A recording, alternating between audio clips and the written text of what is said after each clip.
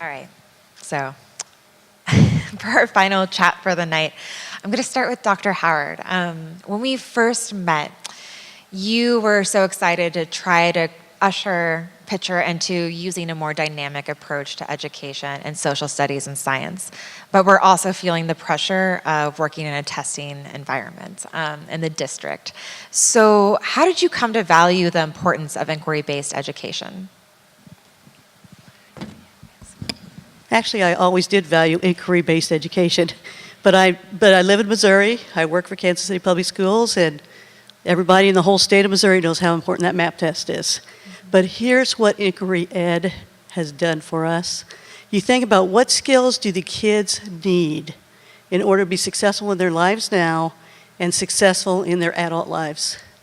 And things like collaboration, things like discussion, talking with the predicting, talking with people. So for instance, I'm going to use an example here. The roller coaster activity. Kids are talking about it, they're discussing it, they're saying, oh my, what if we try this? Or, oh, let's not try this, I think maybe it will do this. It's those, I want to say soft skills, but they're not really soft skills. They're important skills that don't come in the textbook, that don't come in the adaptive computing program to just build skills. It's the important life skills they need now and forever. And of course, they're called 21st century skills. Awesome. And Jeanette, can you tell us how you were working with the teachers directly and coaching them implementing Inquire Ed? Can you tell us how Inquire Ed has shifted the teacher practice and student learning in Pitcher so far? Yes. Teacher-directed lessons were the dominant in the classroom prior to Inquire Ed. I think using the Inquire Ed program gave teachers not only the tools, but permission to try something a little bit different, more student-directed, student-centered.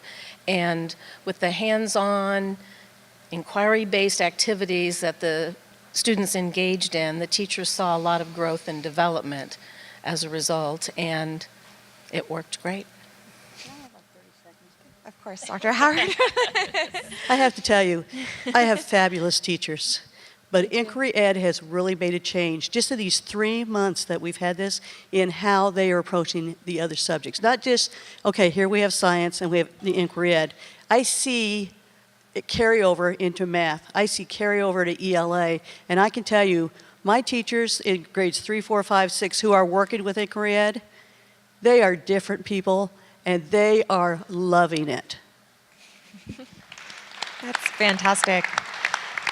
And Shanti, I think I just dropped the mic right yeah, now, right? We're done. I just dropped the mic. Everyone asking.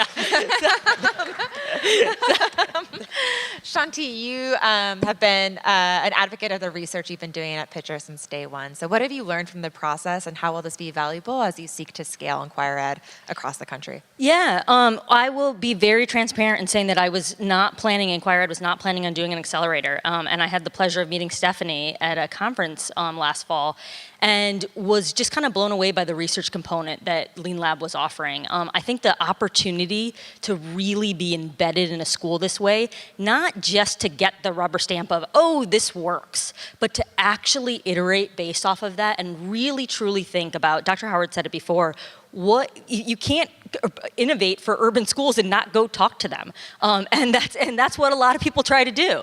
And so that the opportunity to do that is irreplaceable. There's no amount of money. There's nothing that can do that for us. The amount of learning that we can do when we're working directly with the school. Awesome.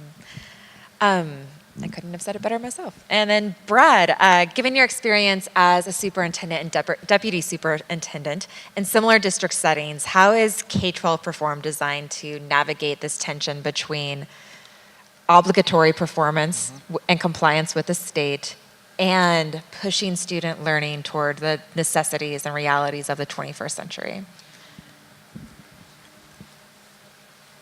That is an epic question that could be orated upon for hours. Well, I really wish Matthew or Kathy from Lone Jack or any of our schools or districts were here, because I think it's about process and it's about conversation and dialogue. What we try to do is demystify this state-mandated piece and really work with people I'll use middle school math there as an example. They have an anomaly in their data. And as opposed to throwing software at it or throwing a resource at it, we're starting with students. We're going to the teachers and we're developing capacity. And we're doing that through conversation, through dialogue, to really diagnose exactly what the issue is and address it person to person. And I hope you don't ask me how to scale that type of dialogue, but it has proven to be effective in the past, and it has also done so through this research piece, which we absolutely love. Fantastic. And Brett, your experience formerly is in the private sector. Part of K-12 Perform's product offerings is the Analysis to Insight tool. So tell us, how is that strategic alignment tool useful in a school district setting?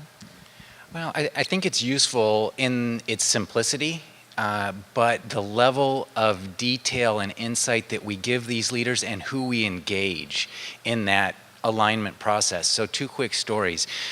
The first 2 customers to take it. First customer, the superintendent had 5 people from her senior leadership cabinet take the assessment. When we went and delivered the results, she was blown away by the level of detail we were able to provide.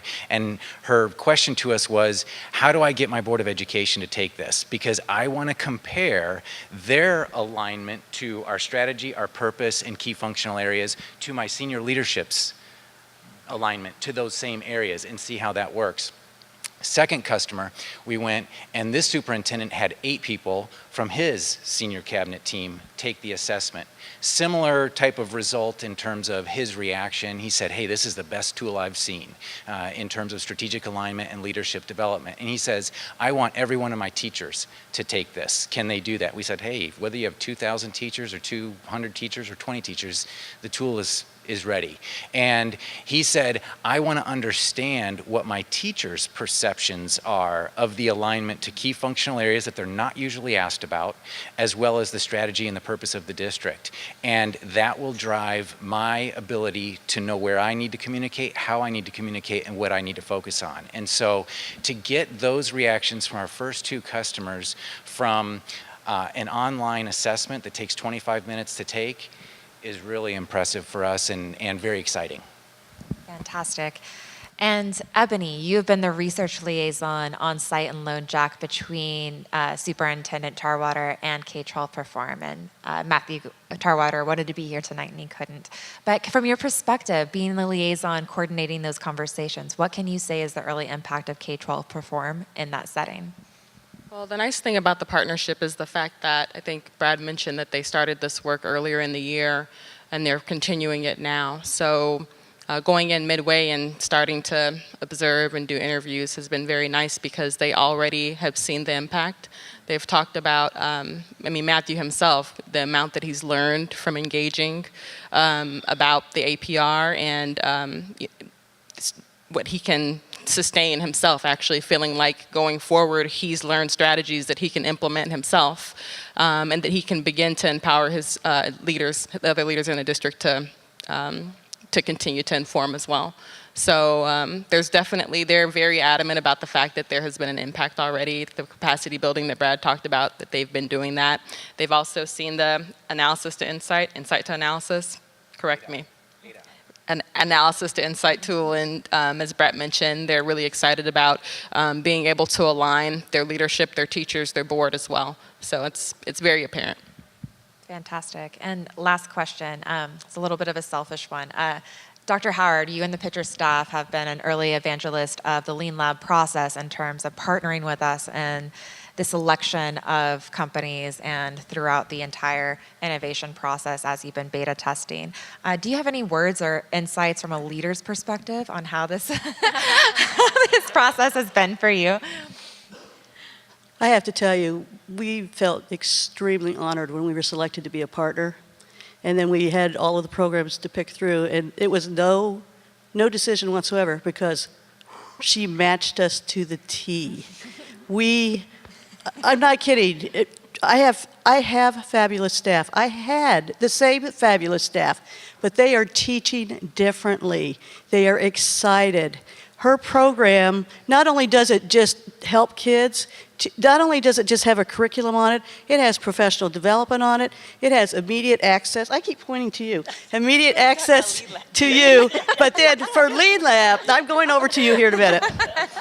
Lean Lab, I have to be honest, I didn't really know anything about Lean Lab until we started. You came over, I think, for a visit. I didn't know anything about it.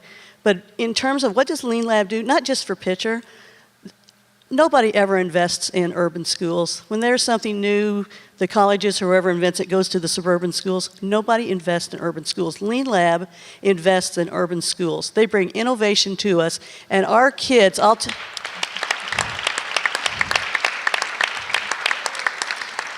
the kids we serve are phenomenal. We serve phenomenal kids. They are economically disadvantaged. They are people with wonderful hearts, wonderful minds. Their parents want the best for them, just like any other children. But there are some challenges in their lives that other situations, the children don't have those challenges. So very few invest in us. I think what Lean Lab does is phenomenal, and it ought to be not just US-wide, it should be worldwide. So thank you so much, Lean Lab.